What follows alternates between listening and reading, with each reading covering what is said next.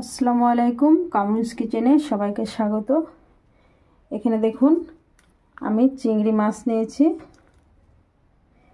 চিংড়ি মাছ খেতে তো সবাই খুব ভালোবাসি আমরা। তো চিংড়ি মাছ আজকে আমি নারকেল বাটা দিয়ে রান্না করব না, গোটা গোটা নারকেল দিয়ে রান্না করব।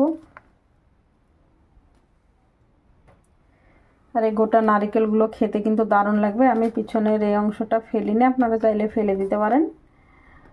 আর এখানে একটা টমেটো কেটে নিয়েছি, পেঁয়াজ, মরিচ। এবার আমি রান্নার কাজে চলে যাব।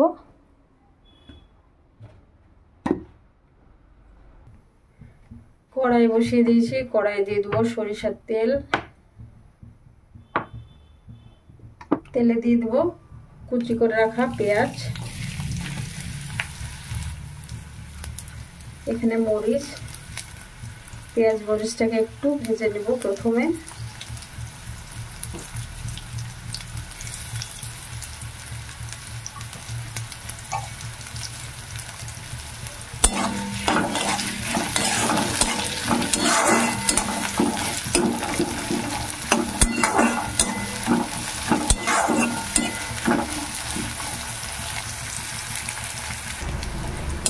পেঁয়াজটা বেশ একটু ভাজা হয়ে গেছে, এবার দিয়ে দেবো টমেটোগুলো।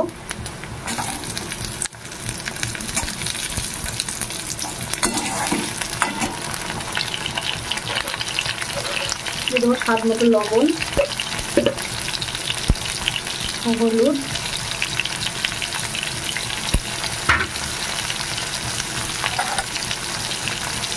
আদা, রসুন, জিরে বাটা। আমি এটা বাটা মশলা দিয়ে রান্না করছি।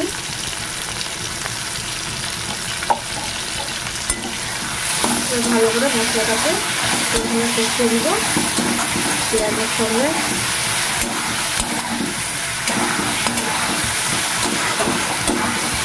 এইভাবে একবার চিংড়ি মাছ রান্না করে খেয়ে দেখবেন, গোটা নারকেল দিয়ে খেতে খুবই ভালো লাগে।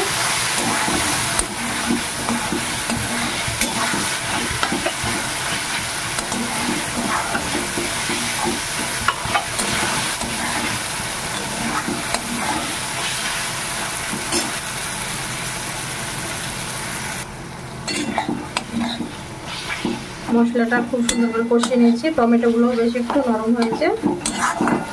এবার আমি দিয়ে দেবো চিংড়ি মাছগুলো। মাছগুলো কিন্তু আমি ভাজিনি, এখানে এই মশলার সঙ্গে ভেজে দেবো। চিংড়ি মাছ খুব বেশি ভাজা হলে ভালো লাগে না, মশলার সঙ্গে ভেজে নিলেই ভালো লাগবে।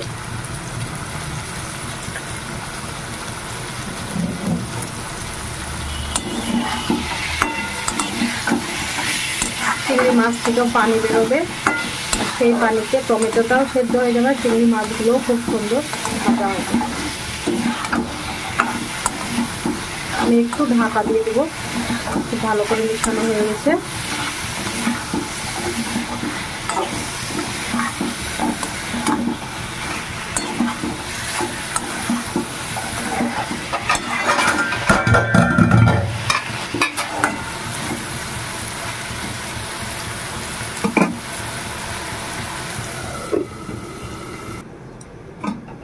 ঢাকনাটা তুলে দেখে নেবো, দেখুন কতটা পানি বেরিয়েছে। মাছ থেকে অনেক পানি বেরিয়েছে। এবার এই পানিটাকে শুকিয়ে ভালো করে মাছটাকে কষিয়ে নেব। এবার এখানে আমি নারকেলগুলো দিয়ে দিলাম, গোটা গোটা নারকেল দিয়ে দিলাম। সবাই বাটা দিয়ে তো রান্না করেন, একবারে হলেও এইভাবে রান্না করে খেয়ে দেখবেন, তাহলে বুঝতে পারবেন কতটা ভালো লাগে। নারকেলগুলো খেতে তো দারুণ লাগে, মাছগুলোও ভালো লাগে। আবার একটু ঢাকা দিয়ে ভালো করে কষিয়ে দেব।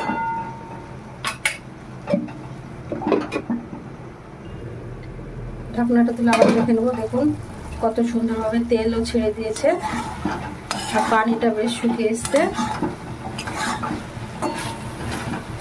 এবার পানিটাকে একদম শুকিয়ে ভালো করে ভাজা ভাজা করবো প্রথমে।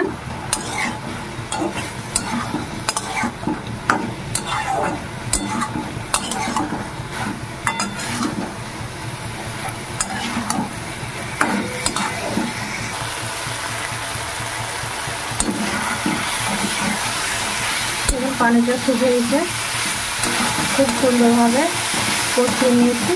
এবার আমি একটু পানি দিয়ে দেবো।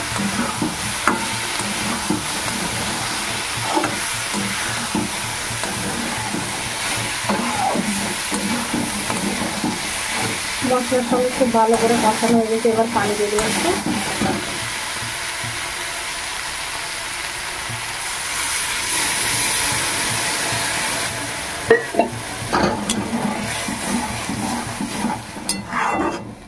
এবার ভালো করে মাছগুলোকে ফুটিয়ে পানিটাকে কমিয়ে নেব।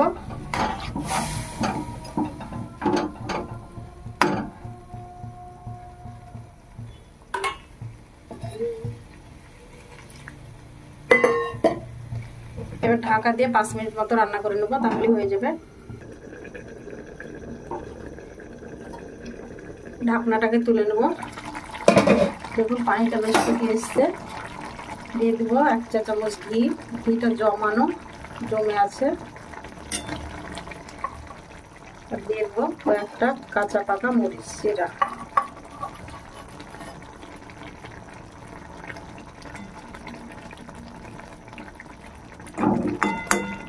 এবার নামিয়ে নিয়ে দেখাচ্ছি একটু পরে।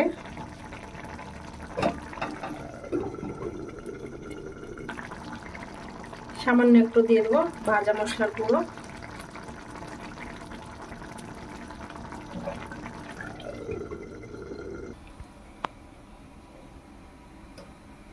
দেখুন রান্নাটা কত সুন্দর হয়েছে দেখতে, একদম লোভনীয়, দারুণ লাগছে দেখতে। খেতেও কিন্তু এটা দুর্দান্ত হয়। আপনারা অবশ্যই এইভাবে চিংড়ি মাছ রান্না করে খেয়ে দেখবেন, তাহলে বুঝতে পারবেন এর স্বাদ কতটা। সবাই একদম আঙ্গুল চেটে পুটে খেয়ে নেবেন। 1 মুঠো করে ভাত সবাই বেশি খাবে। ভিডিওটি যদি ভালো লেগে থাকে আপনারা লাইক করবেন, কমেন্ট করে জানাবেন। চ্যানেলটিকে সাবস্ক্রাইব করে দিবেন, পাশে থাকা বেল বাটনটি টিপে দিবেন সবার আগে নোটিফিকেশন পেতে।